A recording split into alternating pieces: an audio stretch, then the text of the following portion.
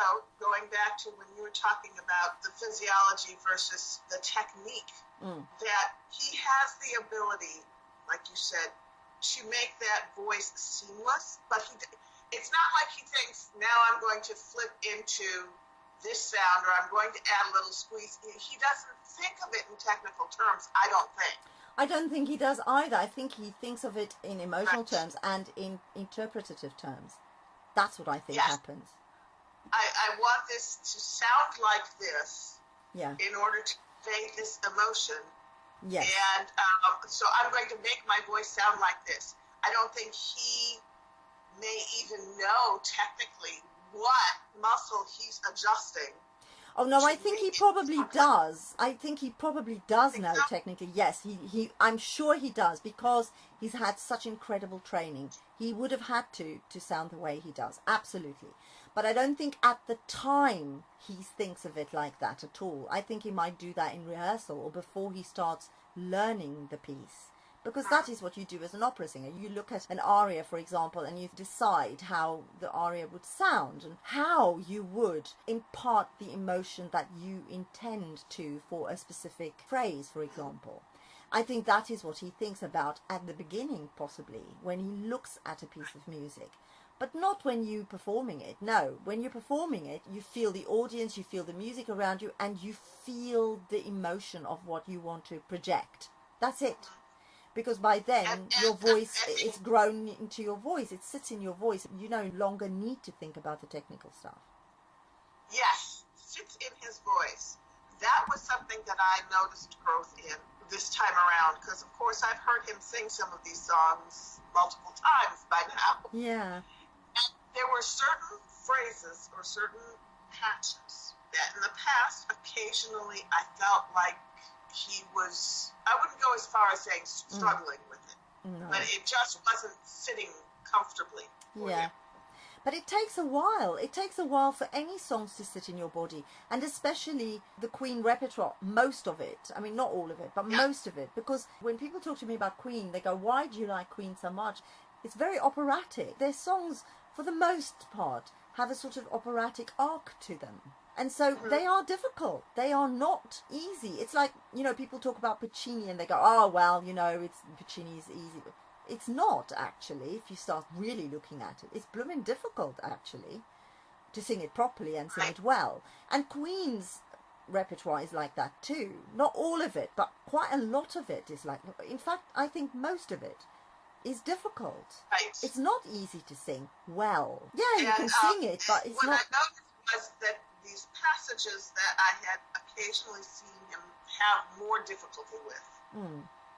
This time around, it was very comfortably within his body. Yeah. You know, it was actually on We Are the Champions. Sometimes there's a section that was like the A4, B4, even up to C, that he just... Oh, I know what you mean, yeah. Yeah, he was having trouble hitting it with power, but also making it brilliant and light, and you know, sometimes he would even let the audience sing it. Yes. Something but this time around, it was like, nailed it. Yeah. Absolutely. But I genuinely think it's like classical music, or any music, really. I mean, it takes a little while for a song to actually gestate into your body. It does. It takes a little while. I mean, if you think about opera singers, we often learn operas years before we actually sing them, perform them. So it takes a while. It does. And it just depends on the songs themselves. And like I said, I mean, I think Queen songs aren't necessarily easy to sing well. Right. So his voice to me has gotten even more seamless. Like you said, about him knowing how to make it all sound the same tone, even though the pitch is changing. Yeah. And how he's producing it has to change with the pitch, but it sounds seamless. You don't hear any break. You don't hear any difference unless he wants to add some grit to it, or unless he wants. But that ring stays the same from the bottom of his range to the top. Yes, know what I mean? Yeah, exactly. And I think that's why I said, I think he has a very good understanding of how his voice works, how the parts of his voice works. He has a very good understanding of that, because if he didn't, he wouldn't be able to do it. But it also is very sensual, and it might just be that he's feeling it, you know? I mean, when I teach people, I always say to them, don't listen to the songs, don't listen to yourself, feel it.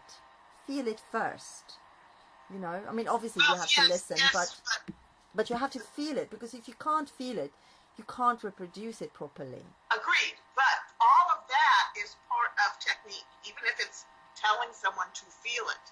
You know, it is part of technique, but it is the part of technique that you are completely aware of when you're performing, for sure. Mm-hmm. When I compare his sound to other very well-respected singers, I often think that his sound has that, you know, what you talked about with the resonance and the ring, whatever it is in his anatomy. He has learned how to tap into that so completely that it makes the other singers in comparison sound muffled. Their voices sound muffled, sound muted, sound flat in affect. You know, it just, there's so much brilliance in Adam's voice. And like you said, it's the natural physiology, but it's also, damn, this boy has worked hard to be able to have that much mastery and control of it.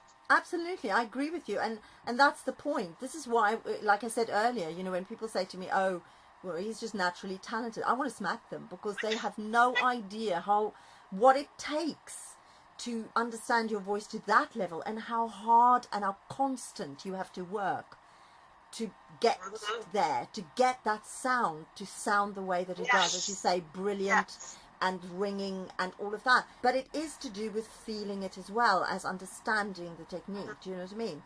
You are completely right that sometimes the sound is dampened down and stuff, because they haven't understood necessarily exactly how their voices work, and they haven't worked hard enough with it. They haven't made the voice part of who they are. I mean, this sounds ridiculous, because we all have the voice and we carry it within us, right? But especially classical singers will say to you something like, well, the voice isn't connected to your body yet. And you can hear that. You can hear when people have a voice that's not connected to their body. There is something missing. As you said before, there's a dampening of the sound. There is a flatness in effect of the sound. And that is usually when people, I hate to say it, but they haven't worked at making their voice a part of their body experience. How can I say this? If you're just sitting, resting somewhere, you are not necessarily aware of all of your body, are you? If you've got a pain or an ache somewhere, that's where your focus will go. But you are aware of a sort of general sense of your body, aren't you? Yeah, you know that where you are in space and time. You know where you are in space and time. You know that you've got toes. You can kind of know where they are. You know that you've got, you know, fingers and they're attached to your hand and kind of where they are. Most people don't know that your voice sits inside your body in the same way. But singers do. Singers who've really, really worked on their voices to the point where the voice is like your little finger. You can't ignore it. So when you're sitting still, you are always with your voice. But most people, because they don't study voice, aren't aware of that. So if you say to somebody, sing me something, and then point to your body where your voice sits, they won't be able to do it. They go, it's in my throat maybe, or it's in my chest maybe, or they can't tell you exactly where it is. Interesting. Well, you know, you're saying singers do this and singers do that. I think, if I know you well enough, when you say singers, you're not talking about people who sing. No, I'm talking about professional singers. Yeah, people who sing for a living, people who sing because they are haunted to sing, people who sing for a living, who do auditions, who go through that whole process, who are dependent on their voices for their livelihood. That's who I mean. People who are, who depend on this instrument. And you can feel it in your body all the time, in the same way that you kind of are vaguely aware of where your lungs are because they're moving. You're vaguely aware of where your kidneys are, especially if you need to go to the loo or something. And so you are always, always aware of where your voice sits as a singer. As a singer. What terminology terminology do you use? Because like I said, when you say singer, it has all these underlying criteria for how you define a singer. Right.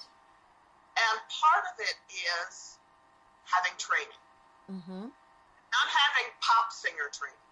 Having, what do you call that? It's classical training, having legitimate training, having formal training. What is it? Because there are people who teach people how to sing pop.